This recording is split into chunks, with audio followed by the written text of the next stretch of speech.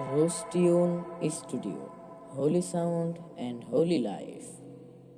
হাদি সাহারার উষার বালুতে আবে জমজম পানি, হাদি আজাদির হাসান হোসেন জান্নাতি ফুলদানি, হাদি ইতিহাস পাঠিয়া বাবিল মুসার হাতের লাঠি, হাদি ওমরের অর্ধজাহান মোরান শীতল পাটি, হাদি গোলাপের মাতাল গন্ধ খোলাফায়ে রাশেদার, হাদি উত্তাল সাগর জোয়ারে আল্লাহু আকবার।